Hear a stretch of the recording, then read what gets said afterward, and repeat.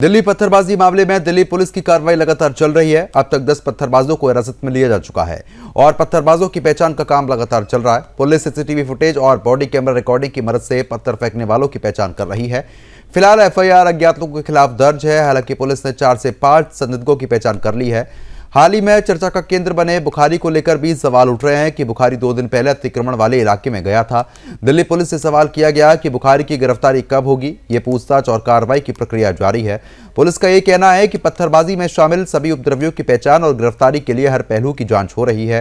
साथ ही इलाके में सुरक्षा व्यवस्था और निगरानी को और मजबूत किया गया है। सभी पक्षों पर नजर रखी जा रही है ताकि किसी भी तरह की अप्रिय घटना को रोका जा सके, कानून व्यवस्था को बनाए रखे जा सके। इस पूरे मामले में जांच और कार्रवाई अभी चल रही है। और बता रहे हैं कि दिल्ली पुलिस ने स्पष्ट कर दिया है कि सभी दोषियों को जल्द ही न्याय के कटघरे में लाया जाएगा। दिल्ली के रामलीला मैदान के पास जहां मस्जिद और कब्रिस्तान से सटी जमीन पर 6 जनवरी को देर रात करीब 1 बजे अतिक्रमण हटाने का काम किया गया।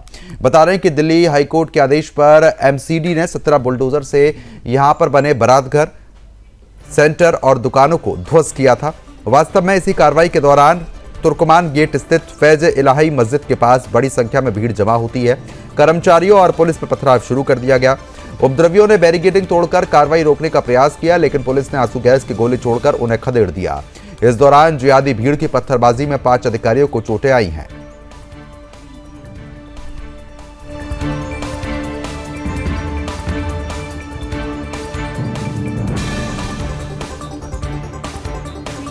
पत्थरबाजी के मामले में 10 लोगों को फिलहाल हिरासत में लिया गया। ये वही पत्थरबाज है जो पत्थरबाजी कर रहे थे। पुलिस प्रशासन पर पत्थरबाजी की गई थी, जिसमें 5 अधिकारियों को पत्थर भी लगे, उनको चोटें भी पहुंची है। तो फिलहाल एक बार फिर से दिल्ली में दंगे भड़काने की कोशिश हुई, लेकिन गनीमत रही कि जब पुलिस और एमसीडी टीम कार्रवाई करने गई थी तो सुरक्षा बल भी वहां पर मौजूद था, जिसके चलते ये जिहाद फैलाने वाली भीड़ ज्यादा देर तक वहां पर टिक नहीं पाई।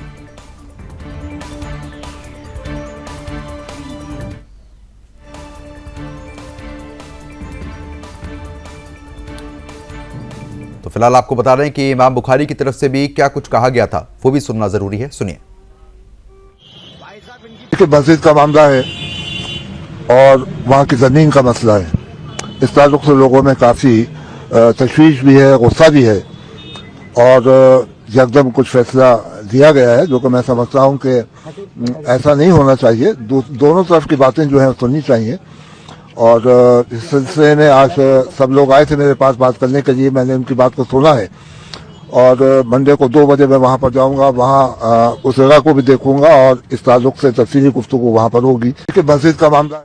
इस खबर पर अपडेट के साथ दिल्ली ब्यूरो चीफ सौरभ तिवारी हमारे साथ जुड़ चुके हैं अपडेट देने के लिए। सौरभ, जिस तरीके से इमाम बुखारी की तरफ से प्रतिक्रिया सामने आई, भीड़ इकट्ठा हुई, अचानक से पत्थरबाजी कर दी गई है, इस मामले में अभी ताजा अपडेट क्या है? कितने और पत्थरबाजों की गिरफ्तारी हुई है? जी देखिए प्रद्युम्न, मैं इसमें ग्राउंड जीरो पर मौजूद हूँ और मेरे पीछे आप देख सकते हैं साफ तौर से कि जो स्थिति है इसमें जो अतिक्रमण था उसको गिराया गया था उसको हटाया जा रहा है यहाँ पर। और जाहिर सी बात है, जिस तरह से भी आपने भी जिक्र किया, इमाम बुखारी की गिरफ्तारी की मांग हो रही है। जो लोग हैं, स्थानीय लोग हैं, वो बता रहे हैं। और दूसरा जो नाम आ रहा है वो समाजवादी पार्टी की जो सांसद हैं रामपुर से मोहब्बतुल्लाह नकवी, उनका नाम आ रहा है कि उन्होंने भीड़ को उकसाया है और जिसमें पत्थरबाजी हुई है। और दिल्ली पुलिस के कई जो लोग हैं वो घायल हुए हैं और कई लोगों को पुलिस ने गिरफ्तार कर लिया है। पुलिस को आंसू गैस के गोले भी छोड़ने पड़े हैं।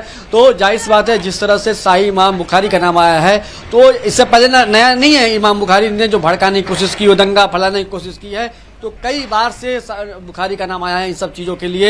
और लगातार सुदर्शन न्यूज अपने प्रमुख शो बिंदास बोल के माध्यम से, अपने सभी प्रमुख शो के माध्यम से इमाम बुखारी की गिरफ्तारी की मांग कई बार कर चुका है कि लगातार जो इमाम बुखारी है वो ऐसे ही समाज में नफरत फैलाने का काम करता है, तो ऐसे लोगों पर कार्रवाई होनी चाहिए। और जिस तरह से आके स्थानीय लोगों से जब मैं आया यहाँ पर तो उनसे बातचीत हो रही थी, तो वो भी कह रहे थे कि इमाम बुखारी यहाँ पर आया था, जो सपा सांसद है वो भी आए थे यहाँ पे। तो जाहिर सी बात है, जिस तरह से दिल्ली पुलिस ने एक्शन लिया है, पूरी तरह से जो फोर्स है वो तैनात है और जो उपद्रवी हैं उनके खिलाफ सख्त कार्रवाई की जा रही है, दिल्ली पुलिस का कहना है।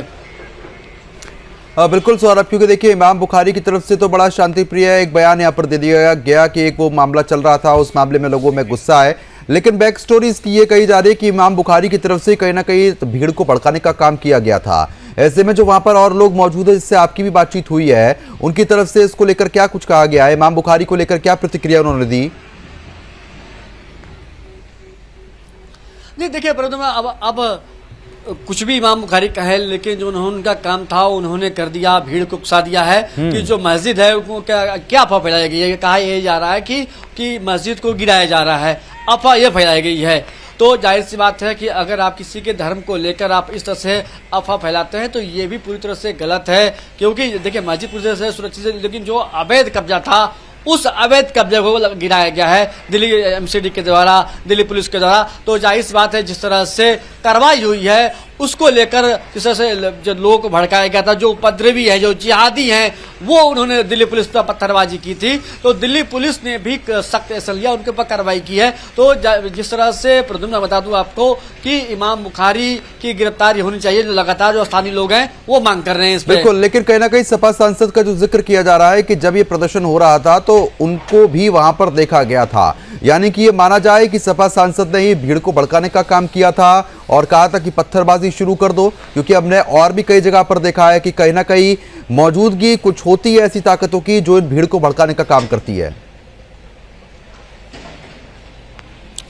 जी देखिए, जो रामपुर से समाजवादी पार्टी के सांसद है मोहबुल्ला, उनका जो बयान है वो पहला बयान नहीं है। आपको याद होगा कि जब वक्त कानून बन रहा था तो उन्होंने पार्लियामेंट में कहा था कि हम मुसलमान इस कानून को नहीं मानेगा। इसके बाद वो हमने उनको पकड़ा था, उसके बाद अपने बयान से वो बचते हुए नजर आए और जिस तरह से उन्होंने पार्लियामेंट में भड़काने का काम किया, उन्होंने अपना काम किया। फिर जिस तरह से आज उनका नाम सामने आ रहा है, इस तुर्कमान गेट पर जो भीड़ उपद्रवी भीड़ है, जिहादियों की भीड़ थी जो उन्होंने उकसाया था, उसमें समाजवादी पार्टी का नाम आ रहा है। और देखिए अखिलेश यादव के काफी करीबी लोगों में उनकी गिनती होती है, महबूबुल्लाह नकवी की। तो जाहिर सी बात है जिस तरह से दो बड़े लोग अगर नाम सामने आ रहा है, चाहे इमाम बुखारी का नाम हो चाहे समाजवादी पार्टी का नाम सामने आया हो, तो जाहिर सी बात है जिस तरह से जो पत्थरबाजी हुई है उसके लिए सीधे स्थानीय लोग का कहना है कि यही दोनों लोग जिम्मेदार हैं। फिलहाल मौजूदा स्थिति में वहां पर अभी और क्या कुछ देखने को मिल रहा है, क्योंकि अतिक्रमण को तो हटाया जा रहा है लेकिन 10 लोग अभी हिरासत में लिए गए हैं। पूछताछ में उनसे और क्या कुछ खुलासे हुए और कितने लोग वहां पर थे उसके बारे में कुछ पता लग पाया पुलिस टीम को? जी देखिए, पुलिस की जो टीम है पूरी तरह से पूछताछ कर रही है। मैं अपने कैमरामैन चंदन से कहूँगा कि एक बार वो दिखाएं। मेरे जो बाएं तरफ है इसी क्षेत्र से, इसी से अभी जो आपको गाड़ी दिखाई दे रही है उसके पीछे से जो गेट है वहाँ से जो उपद्रवी थे वो आए थे और इन्होंने पत्थरबाजी शुरू कर दी थी। तो जिस तरह से दिल्ली पुलिस ने सख्त एक्शन लिया है, उसमें पैरामिलिट्री फोर्स भी आ चुकी है और आप मेरे पीछे देख सकते हैं कि उसको अतिक्रमण को गिरा है उसको हटाया जा रहा है। तो पूरी तरह से पुलिस पूरी तरह से मुस्तैद है और जो भी और भी लोग हैं सीसीटीवी के माध्यम से उनको खंगाला जा रहा है कि कौन कौन से लोग थे वो मौजूद थे यहाँ पे।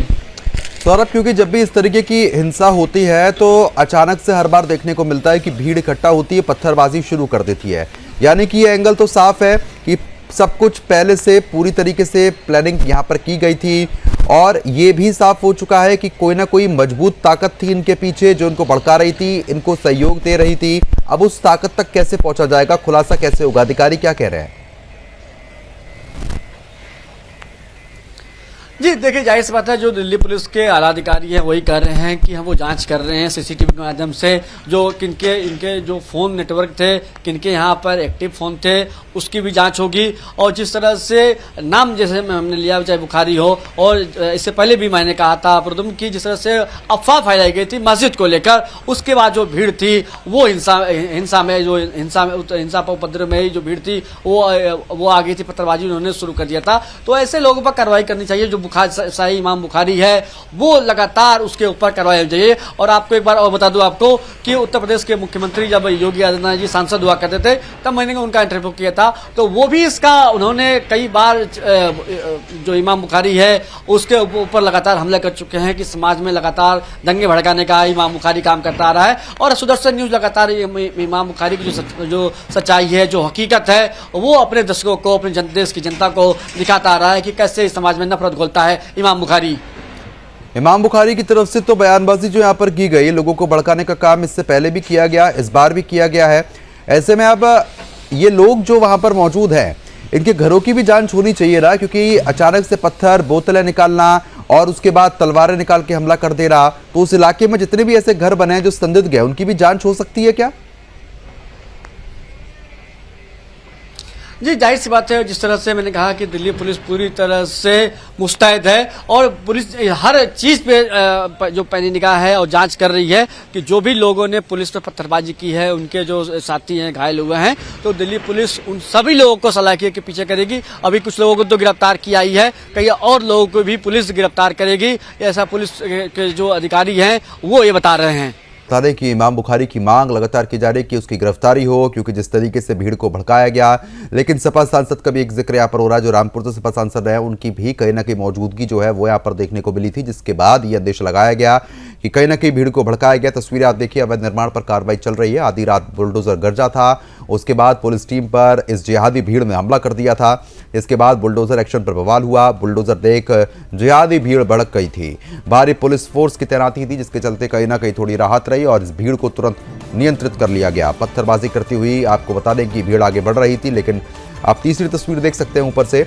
उस तीसरी तस्वीर में साफ तौर पर देखा जा सकता है, एक तरफ ये जिहादियों की भीड़ है तो वहीं दूसरी तरफ पुलिस फोर्स है। पुलिस फोर्स ने जैसे ही संभाला मामला, उसके बाद ये भाग खड़ी हुई जिहादी भीड़। और इसी बीच ओवैसी की तरफ से जहर उगलने का जो काम है वो भी किया जा रहा है, वो भी एक बार आप सुन लीजिए। तो ये इस फैसले के खिलाफ फौरन एसएलपी डालकर स्टेटस को लेने की बहुत जरूरत है, मगर वक्फ की जायदाद का नुकसान हुआ इसमें।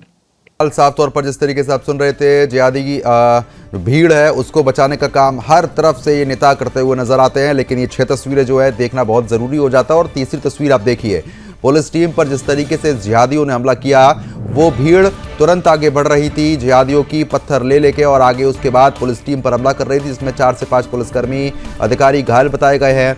उनका इलाज फिलहाल पूरा कर लिया गया है। लेकिन बड़ा सवाल ये है कि अचानक से इतनी भीड़ कैसे इकट्ठा हो गई और पत्थर कहां से आ गए, ये सवाल हमेशा ही रहता है। चाहे दिल्ली की बात हो या फिर उत्तर प्रदेश की कहीं की भी हम बात कर लेते हैं, जब भी ऐसी भीड़ जिहादियों की भीड़ इकट्ठा होती है तो पत्थरबाजी शुरू हो जाती है। ये अपने आप में एक बड़ा सवाल खड़ा करती है। और इसी बीच दिल्ली ब्यूरो चीफ सौरभ तिवारी एक बार फिर हमारे साथ लगातार बने हुए हैं। सौरभ, क्योंकि जिस तरीके से हम लगातार दर्शकों को तस्वीरें दिखा रहे थे कि एक तरफ जिहादियों की भीड़ थी, वहीं दूसरी तरफ पुलिस फोर्स थी, अचानक से पत्थर आ जाते हैं, अचानक से बोतलें आ जाती हैं, हमेशा बड़ा सवाल यहाँ पर खड़ा होता है।